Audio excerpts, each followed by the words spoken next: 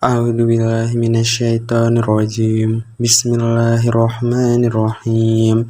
Wa ma khalaqatul jinna wal insa illa liya'budun. Shadaqallahul adzim. Yang artinya, aku tidak menciptakan jin dan manusia melainkan agar mereka beribadah kepadaku. Al-Quran Surah Adz-Dzariyat ayat 56. A'udzu billahi minasyaitonir rajim. Bismillahirrahmanirrahim. Iqra bismi rabbikal ladzi khalaq.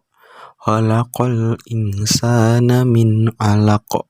Iqra wa rabbukal akram. Alladzi 'allama bil qalam. 'Allamal insana ma lam ya'lam. Shadaqallahul adzim. Yang artinya, bacalah dengan menyebut nama Tuhanmu yang menciptakan. Dia telah menciptakan manusia dari segumpal darah. Bacalah, dan Tuhanmu lah yang maha pemurah, yang mengajarkan manusia dengan perantara kalam. Dia mengajarkan kepada manusia apa yang tidak diketahuinya. Al-Quran Surah Al-Alaq ayat 1-5.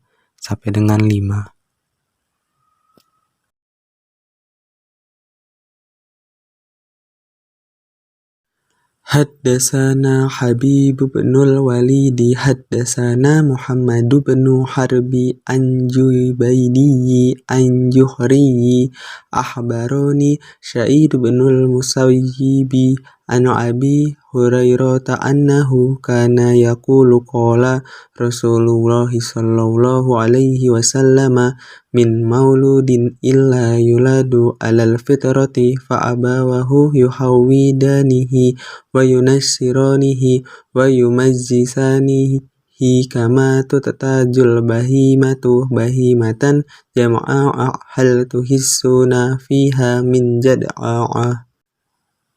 Yang artinya, telah menceritakan kepada kami Hajib ibnu al-Walid, telah menceritakannya kepada kami Muhammad ibnu Harb dari Az-Zubaydi, dari Az-Zuhri telah menceritakan kepada saya Sa'id ibnu al-Musayyab dari Abu Hurairah, sesungguhnya dia berkata, telah berkata Rasulullah sallallahu alaihi wasallam, setiap anak yang dilahirkan dalam keadaan suci, maka kedua ibu bapaknya yang menjadikannya Yahudi, menasranikannya atau memajusikannya, sebagaimana hewan melahirkan kumpulan hewan.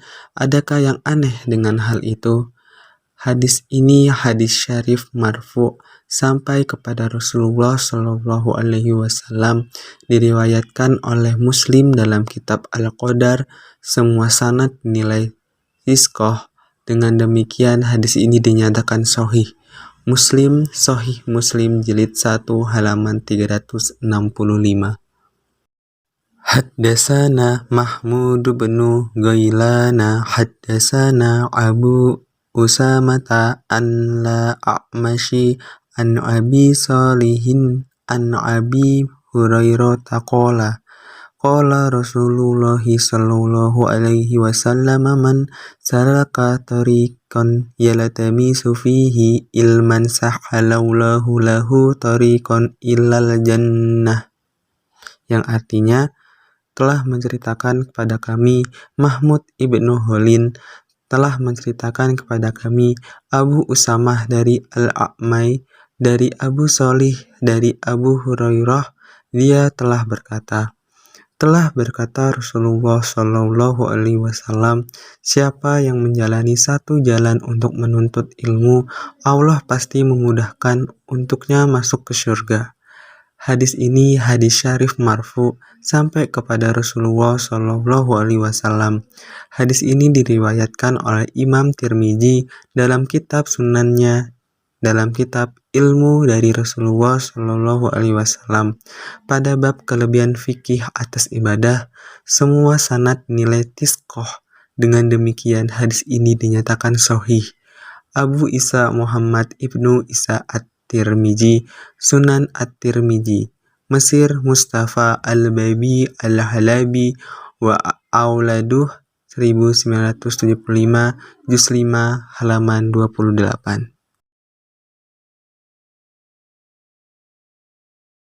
Menurut Sayyid Qutb, meskipun ayat di atas sangat singkat, namun mengandung hakikat yang besar dan agung.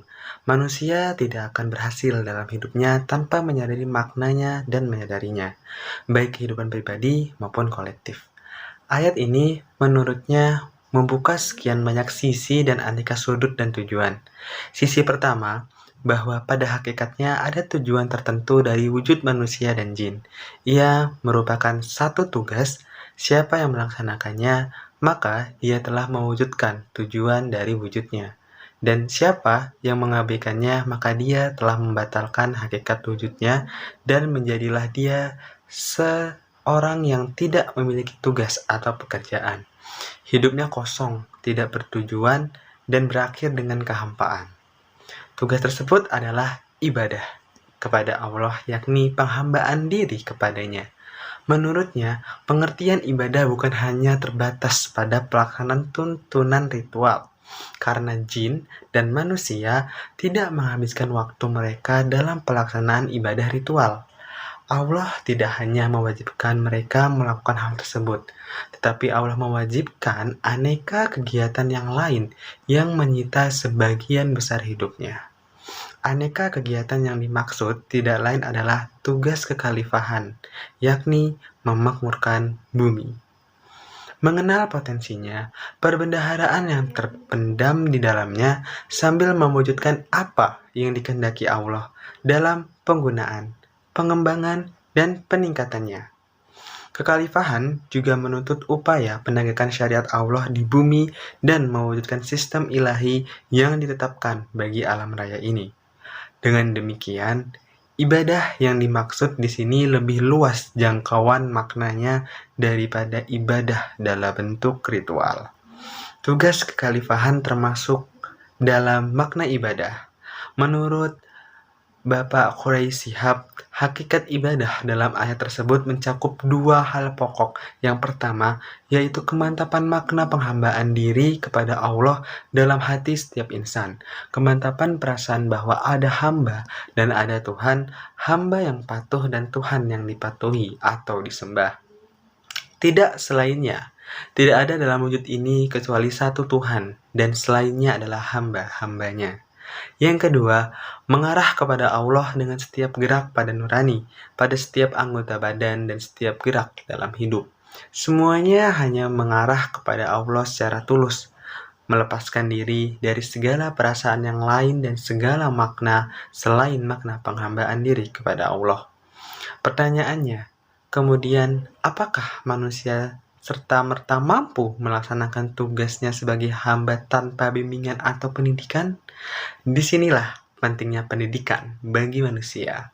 Oleh karena itu, salah satu tujuan pendidikan yang dapat dipahami dari Al-Quran adalah membimbing dan mengantar manusia untuk melaksanakan tugasnya sebagai hamba Allah Subhanahu wa Ta'ala.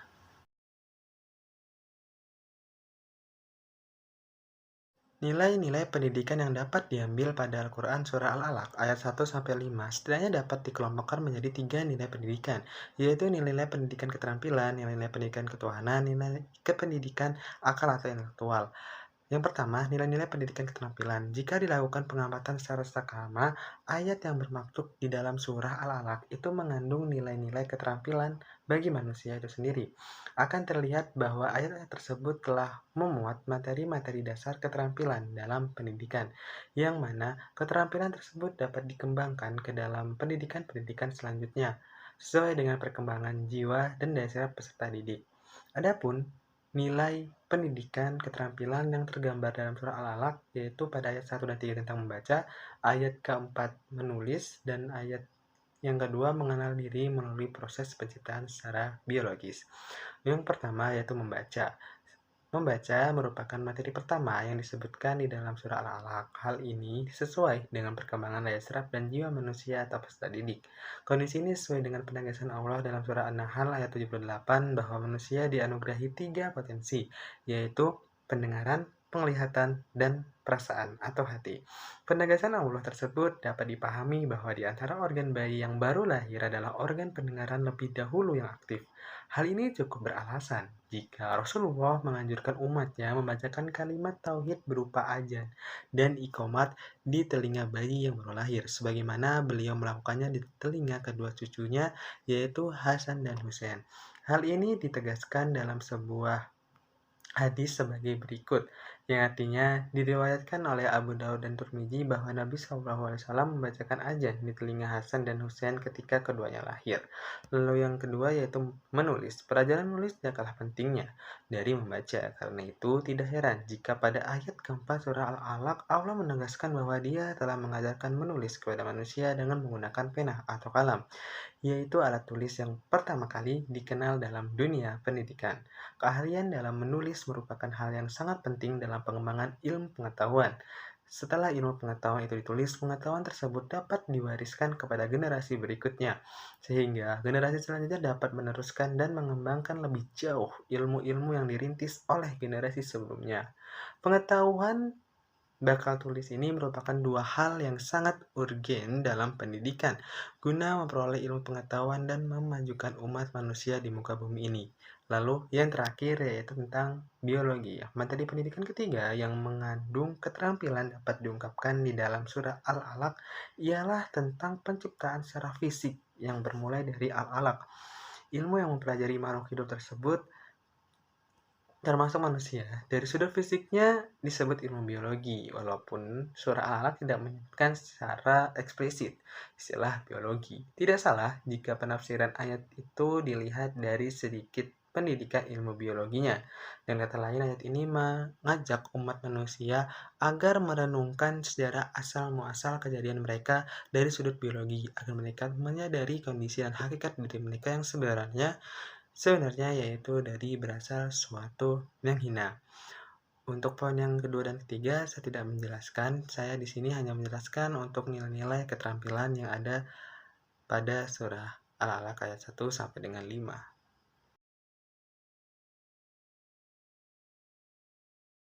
Baik, untuk yang selanjutnya yaitu hadis yang mengandung nilai-nilai pendidikan Islam. Yang pertama yaitu setiap anak dilahirkan dalam keadaan fitrah. Lalu yang kedua itu adanya indikasi tentang kesiapan anak menerima pengaruh dari luar dirinya atau eksternal faktor. Yang ketiga yaitu kewajiban dan peran yang besar dimiliki kedua orang tua dalam mendidik anak serta tanggung jawab keduanya atas pengaruh negatif yang diterima oleh anak. Sementara itu, konsep pendidikan yang dapat dirumuskan dari hadis tersebut adalah yang pertama yaitu setiap anak dilahirkan dalam keadaan fitrah atau masih bersih, belum dipengaruhi oleh faktor luar, dan John Locke mengistilahkan dengan tabula rasa, yaitu pendapat yang mengatakan bahwa pada waktu lahir anak manusia adalah kosong, seperti kertas putih belum tertulis. Pengisiannya bergantung pada pengalamannya.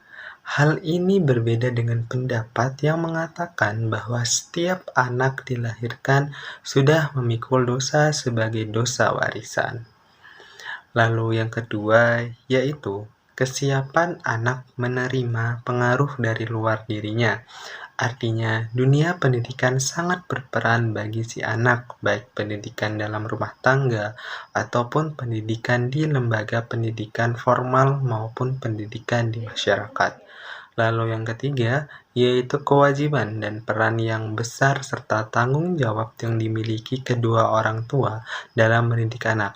Hal ini sesuai dengan Al-Quran Surah Al-Tahrim Surah ke-66 ayat 6.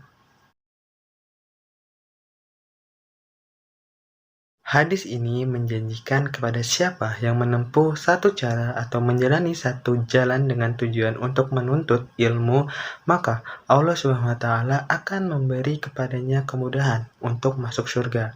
Nilai-nilai pendidikan yang terkandung di dalamnya adalah bahwa Islam menganjurkan agar para penuntut ilmu melakukan perjalanan ke berbagai negara di mana sumber ilmu itu terdapat. Konsep pendidikan yang dapat dirumuskan dari hadis di atas adalah educational journey, yaitu perjalanan atau pengembaraan untuk menimba ilmu pengetahuan, atau dengan istilah Arab disebut dengan ar-rihlah al-ilmiyah, sebagaimana banyak dilakukan oleh para alim ulama terdahulu. Seperti Imam Bukhari dalam pengembaraannya untuk menemukan hadis, ia pergi ke Khurasan, Jabal, Irak, Hijaz, Mesir, dan Syam. Hal ini juga diisyaratkan di dalam Al-Quran surah At-Taubah ayat 122 dan 35 yang menjelaskan tidak sepatutnya kaum mukminin semuanya pergi ke perang, sehingga tidak ada lagi yang pergi untuk memperdalam pengetahuan tentang agama dan untuk memberi peringatan kepada kaumnya apabila mereka telah kembali ke kampungnya. Kata-kata pergi untuk memperdalam pengetahuan tentang agama dan memberi peringatan kepada kaumnya apabila mereka telah kembali ke kampungnya ini menunjukkan adanya perjalanan atau pengembaraan dalam menuntut ilmu pengetahuan.